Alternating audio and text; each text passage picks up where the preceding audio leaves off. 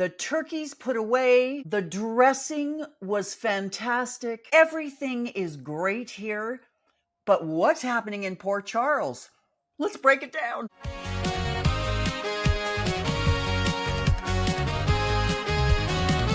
Happy Friday, everyone. I am Mama Snark. For some reason, I started a page about General Hospital about 14 years ago, and look where we are. I'm a writer. I'm a talker. I'm a graphic person. I'm a marketing person. I've done all the things, and You're a teacher. You're teaching us. none of them has been very successful. But on the other hand, my partner in crime, David Lally, aka Snark Jr, is very successful. Oh, well, thank you much. But I'm a playwright, writer, producer, director, and now venturing into producing for television. I've written for television. Now we're trying the other side of it. And it's quite fun. It's not as hard as I thought. Oh, don't tell, because they make more money. Don't tell people it's not as hard. Let's not give away all the secrets. But anyway, yes, as Mama Snark said, she started this page just about 14 years ago, coming up on our 14th anniversary. And so it always shocks the new folks on our page when we pull something in our little feature called From the Snarchives from like January 2014. They're like, how did you find that? Well, we lived it. We were there. We were there, snarking all along. You just discovered us. And thank goodness you did. And you can discover us on all the major platforms. Facebook, of course, our main page. But we also have a patrons page, which for $5 a month, you get your own Facebook page to snark and whine and praise GH and other topics. Yep. Or you can join Substack for free and or paid subscriber. Little money goes a long way to help us out. There's X, formerly Twitter. There is Instagram. And there is YouTube, where hopefully you're going to be liking us and following us because, you know, that makes the algorithms happy. So this week in Port Charles, we left Chase in the kitchen. We left Dalton in the Pine Barrens. I don't know. We've got Lulu and Nathan making eyes at each other. Mama's going to have to pray about that one. And Olivia's got her new pizza oven. So that's what's going on in Port Charles. David, what were your thoughts about last week's episodes? Well, I'm happy to say my recap will be done early and we can cover the whole week, which I know a lot of Snarkies want us to do. However, our schedules and timing really kind of force us to do it on Friday. So yeah, it always feels like we're sort of giving Friday the short shrift because by the time the next week rolls around, we've all but forgotten Friday. And sometimes so have the writers. So it doesn't really matter. Well, last Friday was Laura's opening of the trunk. Yeah, that was the cliffhanger we left on last Friday. Laura went from talk to character to the center of the plot in like one episode. Yeah, last week. It was pretty great. Yeah, but I'd like to start with this, lest we forget, although we finally brought the murder board into the interrogation room.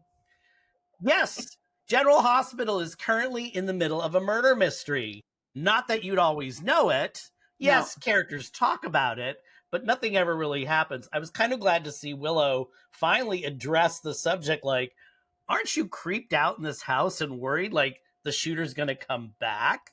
Because that seems to be the last thing Drew is concerned about. Why isn't he concerned about that? That to me is the real question. Is it because he has so much hubris he can't imagine that someone would try again? Or is it because he's in on it? I don't know. It's about we're about at the 3-month mark. Now, on another soap opera that would do a murder mystery, this is about the time you'd wrap things up. But that's also assuming, like these other old soap operas used to do, the murder mystery was front and center for those 3 months. The murder mystery has not been front and center. We've had Monica's funeral and all these other things happening. So I'm wondering, are the writers going to stretch it out another month because they can think they can get away with it? But my current theory, and I would be okay with this, I want a good resolution to this murder, would be Willow has some kind, it's been done to death, but if Willow has some kind of alternate personality. It would explain why she was going into the nursery and messing with, the diapers and all that stuff. And it would explain her blacking out and shooting Drew. And it would make sense. And yes, people have said, oh, but she was giving evil smiles. Well, maybe she was that other personality when she was giving those little evil smiles. But I'd be okay with that solution. I would too. And I heard it through the grapevine. And we know that the grapevine is utterly wrong 90% of the time. But I heard through the grapevine that they're going to reveal to the viewers who the shooter is before it gets seen there, which is great. I'm ready to know now. Thank you very much. Although I would love a classic Drew's alone with, somebody who's not even a suspect. Please be a main character, not a day player or a recurring. Yeah, like if it's Jacinda, we're going to be like, but I would love that Drew gets in a situation with a character, and then in the middle of whatever's going on, that character reveals that they are indeed the murderer and will try a second time. That would be interesting, but it's got to be a major player, and it can't be the people we think it is. It can't be Portia, can't be Nina, can't be Michael. And they're really going overtime to make it look like Michael's guilty, so I don't think he is. But Drew just announced that he thinks Curtis is the shooter, but he wants Michael to go down for it. I don't know. I'm falling more and more into the Psycho Willow camp. Yeah. But I am enjoying this sort of subtext of Drew conscientiously and intentionally setting up Michael. But they need to get it going. We've been sort of hanging on about this. I mean, you know the pattern on this show. Start the plot, talk. Nothing happens. How many months did we talk about breaking into Dalton's lab? And then it's been a year. Almost a year later, they break into the lab and everything else happens. And that's the other thing that General Hospital is not good at. It's like, I wanted to see the repercussions of Dalton being taken down, but no, they kill him off. Yeah. All this work, all this strategizing is for nothing, because now they assume, oh, he felt guilty because he lied and he took off. That's not a resolution. You got to make the viewer feel satisfied about what's going on. Well, and I'm sorry, it's Henry Goddard. Is that the actor who played Dalton? Daniel Goddard. Daniel Goddard. Sorry. Yeah. He was brought on. He is a well-known soap actor. It's not like they pulled somebody out of central casting. This is a dude who's been around, and we were all excited, like, ooh, we get a bad guy. And all of a sudden it stopped. Yeah. And he wasn't seen except for that very ill-fated moment at the MetroCourt pool.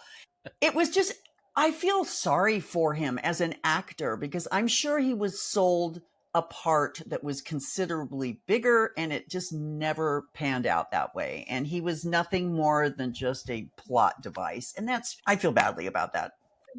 You look at shows like Downton Abbey and The Gilded Age, and you never understand the twists and turns, but then later something comes in, it's like, that relates to this. Because again, it's called plotting out your story, which we know what a concept does not do. Yeah. So, I mean, and we've said many, many times on the Snarkcast, don't plan a murder mystery unless you know who done it before you do it. It's starting. It has felt like they don't know who done it.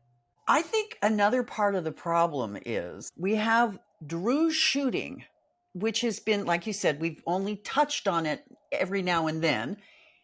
But they've overlaid this Five Poppies / Brits coming back Sidwell thing, and that's kind of suffocated the Drew story in a way. Except remember, we know that Sidwell owns Drew right now, and we haven't seen any more of that. I don't know. It feels like things weren't planned really well, but I'm still invested in this. I'm not tired of the stories yet. I'm getting there. Neither am I. Yeah. To have an attempted murder and then another murder, Judge Heron, and then another murder. Let's just repeat what we did before. It's a murder, but nobody thinks it's a murder because they just think the character went away, like Cyrus. You know who we haven't considered as being one possible shooter? Who? is Sidwell himself. That's true. Just throwing that out there, boys and girls. You But can, again, he's you a can pretty good discuss shot. amongst yourselves. Yeah, well, yeah, I mean, obviously, and he didn't wait around. He just got out of the car, boom, boom, got back in the car and left. None of this talking stuff. I mean, again, the other, and we mentioned this a long time ago, Scout called Drew at the moment he got shot, but I would have accepted Scout shooting him as well. I'm sorry. I know a lot of people have said that and they feel that it would be such a great kind of retribution for Scout, but my gosh, what is she, 10, 11? No, I don't want her to be the shooter. That would ruin her character forever. Well, don't watch Days of Our Lives because they just outed the little 10 or 11-year-old girl who shot a major character. Oh, and now they're shipping her off to the loony bin. Yeah, that's what happened. Loony bin. Yeah. Well, speaking of loony bin, yeah, I want to talk about Lulu and Nathan's eyeball coitus across the PCPD. What is going on with that? Did not see that coming, and then you mentioned it, and I'm like, she's right. They're chem testing them. That is so complicated. Let's just take a moment and discuss the complications here. Right. First of all, Maxie and Nathan are still legally married, I believe. They're still legally married. Maybe death breaks that, but it's not a death. I don't know. Is it fake death? I don't know. But she hasn't remarried, so. No, but we've got Maxie in a coma who is legally married to the formerly dead Nathan and in a relationship with Spinelli. And her best friend is Lulu. And her best friend is Lulu. I will say this. I don't necessarily want Nathan and Maxie back together. Right. I like Maxie with Spinelli. That's good. Let's leave that. It works. Spinelli. Oh, and Bradford Anderson, when they give him scenes, he has real depth that they don't really let him play with all that often. But I think he's wonderful. And I don't know, something about Lulu, who lost 4 years of her life, falling in love with another person who lost 7 years. That sounds like a therapy issue so much worse than we can imagine. Although I like her better with Nathan because Nathan can calm her down. When she gets together with Dante, it's just like a hype fest. It's like cats screaming at each other in the middle of the night. No, it's awful. Dante needs to have some serious attitude adjustment. That guy, I know he's stressed because he's the acting commissioner now, but holy crap on a cracker. Dude, you're almost 50 years old. Get your act together. I said a bad word on the show. I was going to say, so we have this potential something between Lulu and Nathan. Who knows? It was a moment. And I hope I'm wrong. They're obviously chem testing. There's a lot of scenes with them. And we've got Molly and Cody finally kind of figuring things out. And I have to say that scene in the Brown Dog with them dancing was seriously the most awkward thing I have ever seen in my entire life. It was awesome. I miss the days of just this natural chemistry, like, when Julian Jerome came on. Oh, I know. He and Alexis, and it was just like, bang, from the start. And that was an adult relationship. These other ones, it's like they're putting this 20-year-old kind of not quite mature enough personality into these bodies that are 40 and 50 years old. And I'm sorry, that is annoying to me. Yeah. It's not working for me. What do you think about the rumor going around or the plot whispering about Christina and Jacinda getting together? I don't care. I think Jacinda and Michael are working quite well. I would like to know more about Jacinda. Actually, that would be interesting if she was attracted to Michael and his sister. That would be an interesting plot point. But we need She is a lady of the evening. She might have had female clients. Doesn't necessarily mean in real life she's attracted. No, of course not. Right? But it's like it's within the realm of possibility. It is. Character. And that would be an interesting thing, to have the triangle between siblings and a person. Yeah. Yeah, why not? Exactly. Why not? We have Carly and Brennan who are tied as the most awkward couple. I just want to say that my plot whisper that they were going to turn Brennan bad in a matter of minutes came true in spite of Chris McKenna telling me it wasn't true. Well, maybe he's trying to throw you off, or he didn't know. He was trying to, well, no, he that knew whole- because those were filmed prior to that. Yeah. yeah. So Vaughn might be in the Pine Barrens. Maybe he's in the same Vaughn room has as vanished. Anna. He and Anna will break themselves out. I don't know. And it's such a shame because he has such nice hair. So, who's your character of the week? I'm going to have to go with Laura, which is a hands down kind of a no-brainer thing, right? She got to do the juicy stuff. And, Yeah. I can imagine that someone like Jeannie Francis, who's been doing this for 50 years, that being able to get good, juicy scenes like that, it's fun and it's worth her while. So props to Jeannie for that. I think they're going to have to address the Kevin problem, but for now, again, some weeks the character of the week is like you could be blind, deaf, and dumb, and it's like, oh my God, Tracy's week, or Right. Ronnie's week, or Laura's week. This week I wasn't really feeling anybody except for Nathan, and I'll tell you why. I like that they're so far, despite all these, he's Faison in a mask. He's got Faison's brain in his head. Peter's brain, yeah. He appears to be the Nathan we all knew prior to his death. He's the smart, balanced, you feel like he's in control. It's kind of ironic because he's basically replaced the character who replaced him, which was Chase. Chase used to be the sane voice in the room and the one who would calm things down. Of course, then he met Willow. So he's no longer that person. But I like how Nathan is balanced. I like how Ryan Pavey portrays him as always very calm, even in a dire situation. So I give him the props. And like I said, he has replaced the character that replaced him. So he's like back in charge. I did find it entertaining that he was the recap guy in terms of the murder board, right? He stood in front of the murder board and just said all the things we already knew, but we needed to recap. And I love that Dante, who's acting commissioner, is like, I don't know what to do next. What do we do now? I don't know. Well, believe you me, I am checking the recap as we speak against my murder mystery timeline.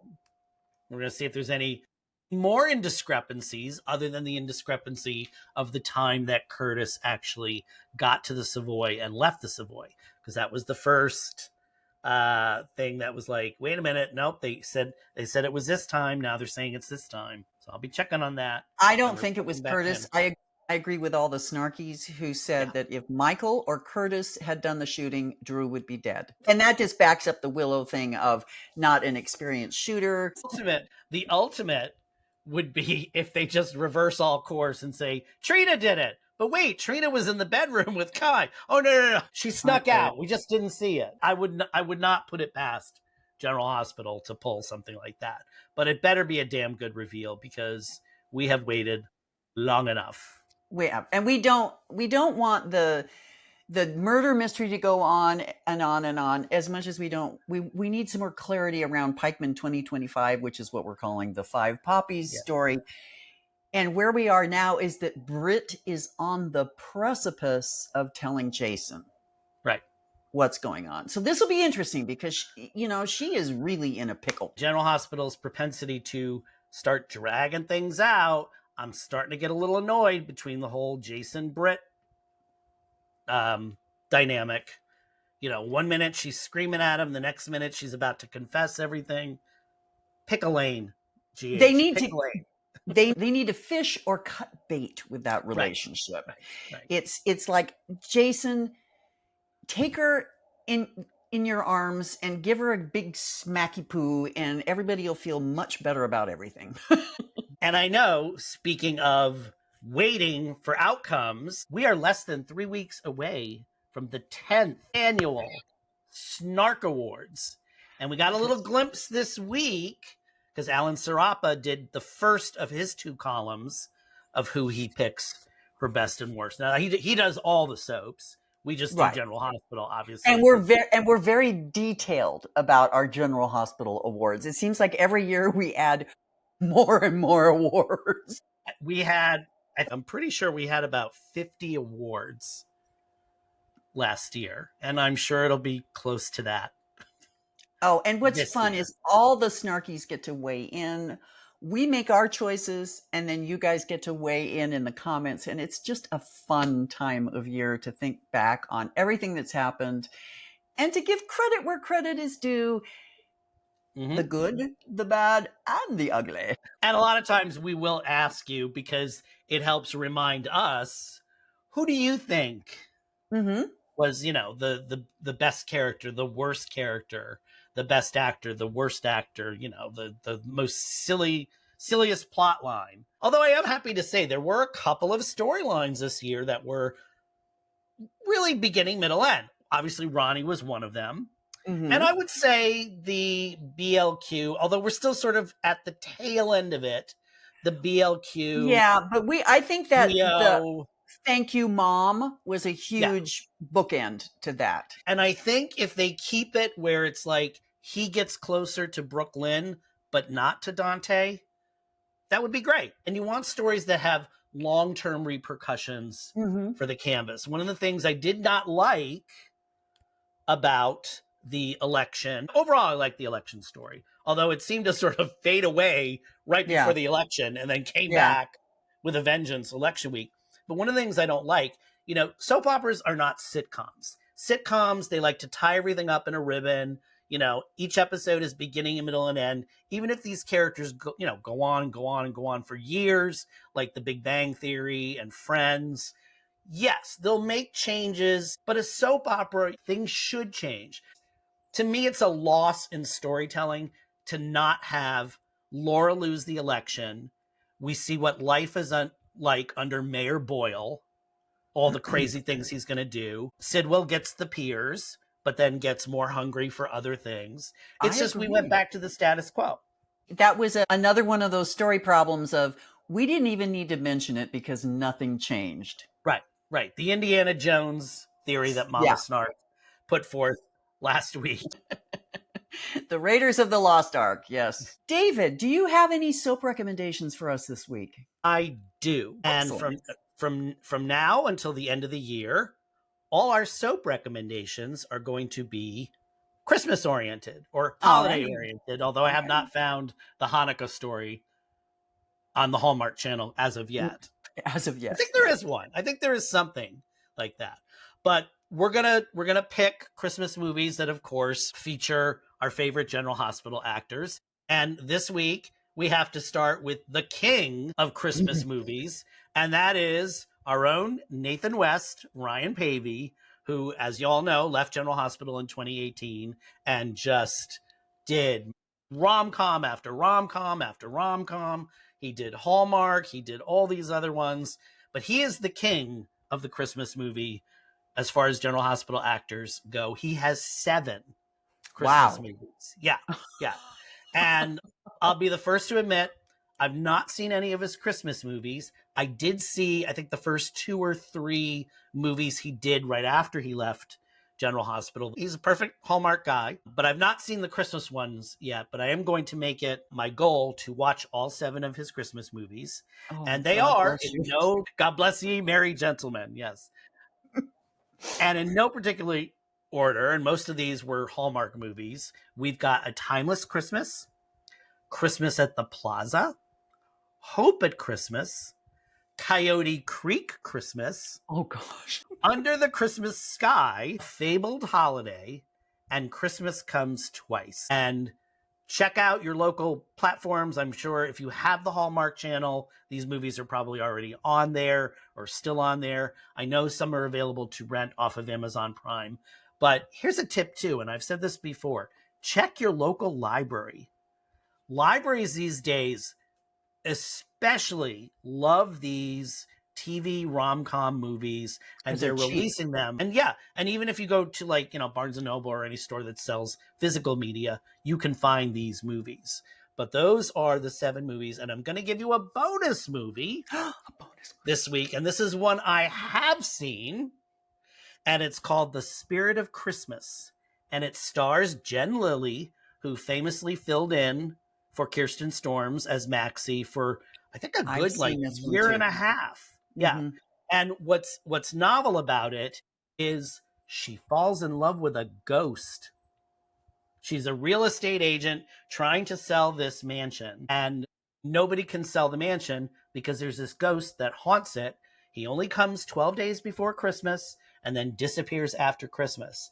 So it's a romance, it's a fantasy. I mean, it's a great premise, and it's also a little bit of a murder mystery. They try to figure out why he comes back as a ghost at that time every year. So it's Okay. a little bit of a twist on the usual, you know, girl meets boy, da da da da da. You know, you go through all the, you got your checklist while you're watching the movie. Okay, yep, nope, they had the big fight. Boom, check. Okay, now they're gonna complain and moan about it. Somebody's There gonna are point out that they're in love. So trope, it's trope, trope, trope, trope, yeah, trope, trope. yeah. Yeah. But this takes some of the tropes and kind of puts them on its head, and that's what makes it so entertaining. But Oh, the good. movie's from 2013, that it is available to buy and it is available to rent for streaming. And again, check your local library; it's probably there. Agreed. Did we hear from Wicked We Stepmother did. It this was week? brief, just brief. She said she sent this on Wednesday. She says Congressman Cutthroat, because didn't Laura call him that this week? Right to his said that right Uh, to his face. Somebody well, said I it mean, right to it's his been face. said many, many times, Yeah, but right. yeah. But she says Thanksgiving and Poor Child should be a blast. End of story. And I obviously we have the wedding next week. We have Drew and Willow's drama, and that's going to take all week. So I think Thanksgiving is going to be another like Halloween that goes on for days. And then I love how fast things move in Port Charles, because we went, it was Halloween. The next day was the debates. The right, day after that was the election. hmm And the day after that was Thanksgiving. right, and it's taken us a month to do that. Right. So after they finish up Thanksgiving, it'll be time for Christmas. Oh yeah, we'll see. We'll start seeing Christmas trees. Probably. I wonder if Drew will put We'll up a be in that Christmas tree for the plaza, Rice wedding. Plaza. Oh yeah, Rice Remember, Plaza. they have Yeah. that holiday market. So everybody's going to go. So we'll see a lot of the kids because they're going to come for their hot chocolate. Anyway, it was a short week in Port Charles. It's a short week for us. We thank you so much for watching and hanging in with us this long. We read your comments, we answer our emails. We love the way you guys participate in everything. So let us know what you're thinking, how you're feeling, and and what you think about this silly podcast.